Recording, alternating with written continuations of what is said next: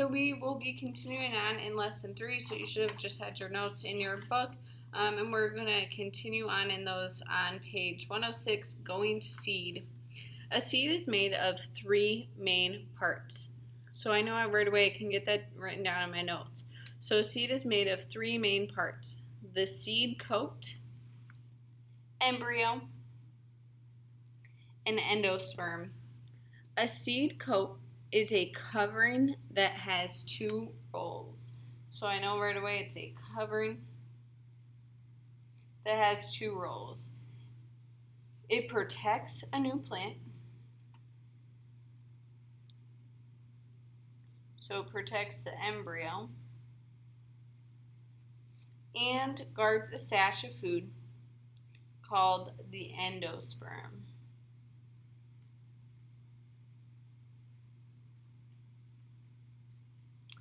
An embryo has structures called seed leaves or cotyledons. The seeds of some plants have 1 cotyledon. These plants are called monocots. Plants that have seeds with 2 cotyledons are called dicots. And that word di means 2, so that can help you out. So in blank is a new plant. I know that is an embryo. Is a new plant that has both seeds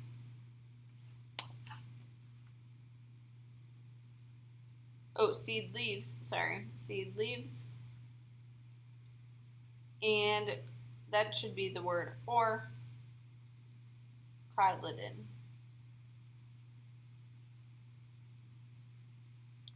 Because those are the same thing. A cotyledon is a seed leaf. Seeds with 1 cotyledon are monocots. Plants that have seeds with 2 cotyledons are dicots. Vessels in both kinds of plants are grouped in bundles. If you cut across a dicot stem, you will see a circle of bundles. In monocots, these bundles are scattered throughout the stem. There are many differences between monocots and dicots. There is not a single difference that can be used to classify all flowering plants as one or the other. So you can look through these different parts. So a monocot leaf, and all that it is just different types of seed leaves. So we've got over here monocot, we've got corn. We've got then over here is this is a bean. So there's 2 different parts to that. So it's the dicot.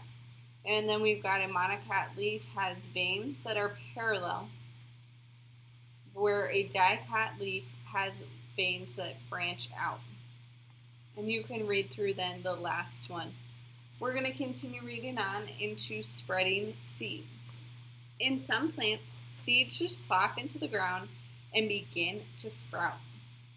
Sprouting or scattering seeds is not always that simple. Remember how some animals were helpful in pollination?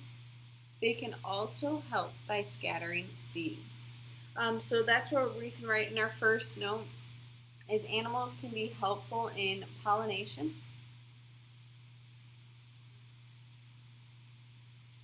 And also scattering seeds.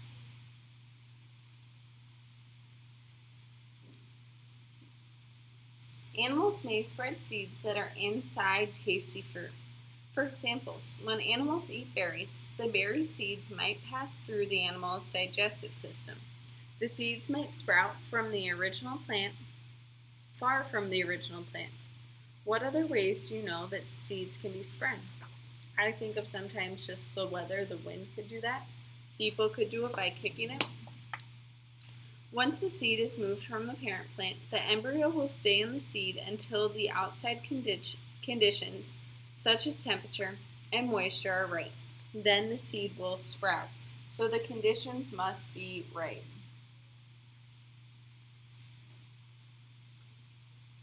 Then the seeds will sprout. When the seeds sprout, the life cycle repeats. the sprout grows, develops into a mature plant that can reproduce, and it eventually dies. Most seeds cannot wait too long to sprout, though. Eventually, the embryo will die. So the sprout grows, develops into a mature plant, and then dies. So it needs to be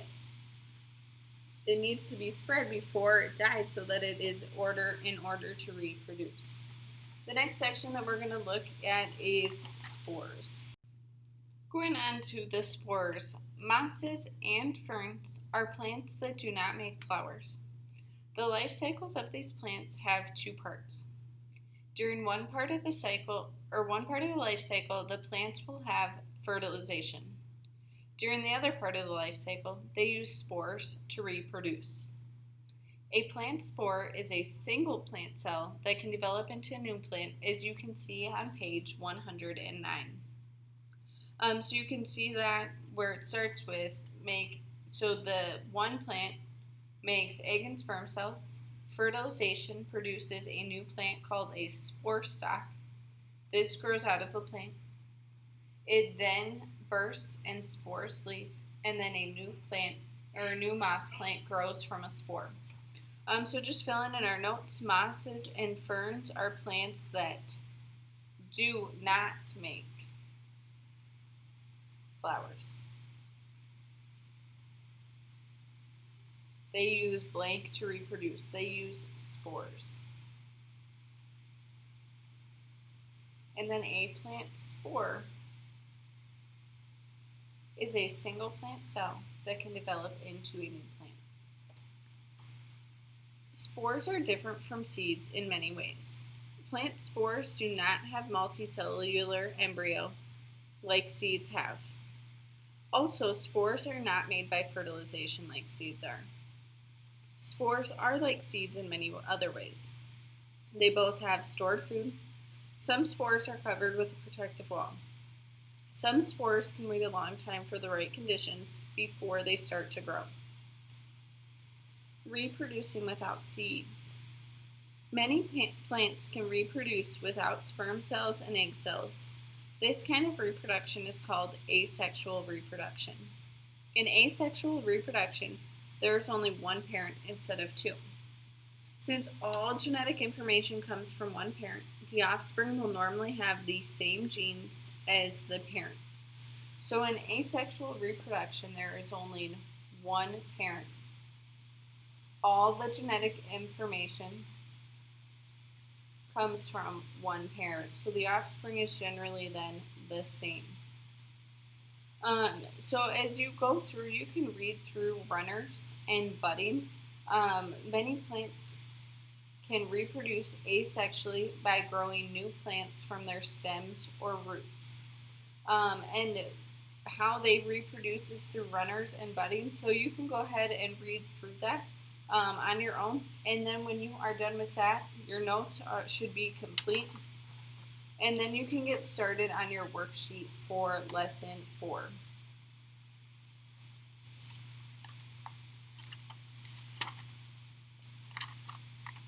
I've got the wrong worksheet. Sorry, lesson 3 worksheet is what you want.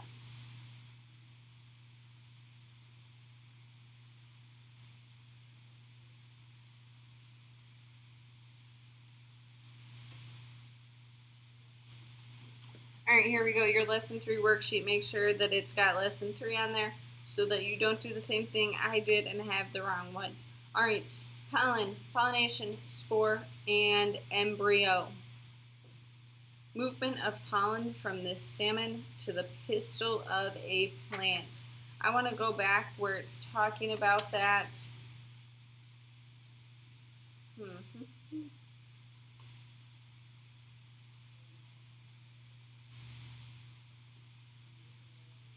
Pollination is the movement of pollen from the stamen to the pistil. So that one is pollination. A new plant protected by a seed coat.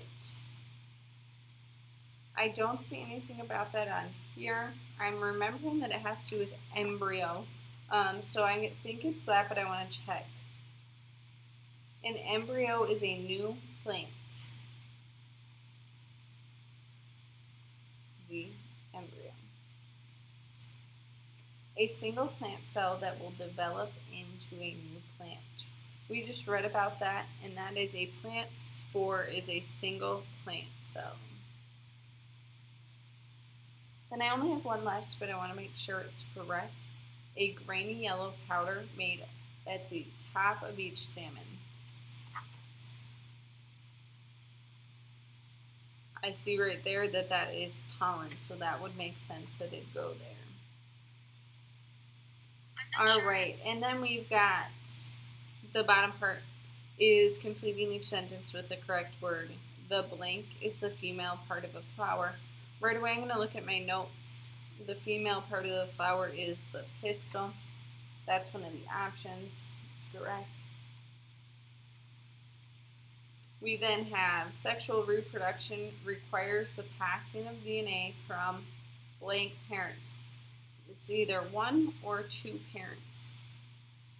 I know that in asexual reproduction, there's only one parent.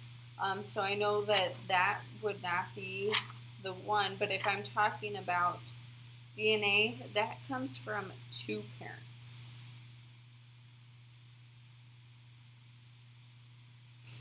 The seeds of plants with one cotyledon are blank.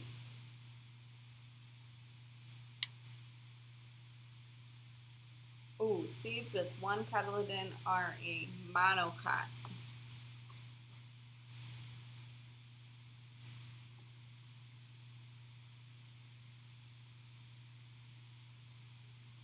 In asexual reproduction, blank of the genetic information comes from one parent. In asexual reproduction, has only one parent. All the genetic information comes from one parent. So I know that that would be all of it.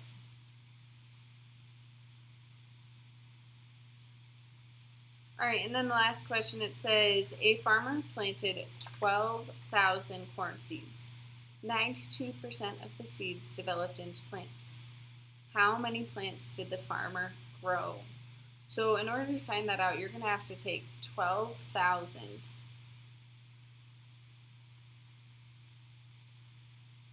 times 0.92.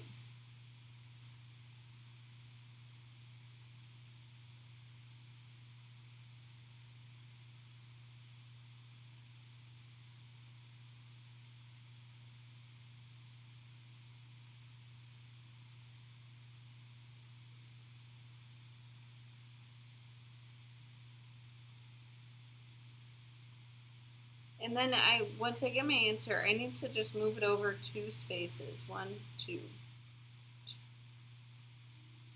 So out of that, it would be 11,040 plants. Once you have that down, you can go ahead and give yourself a big A+ for the day for getting your work done and having all of the correct answers.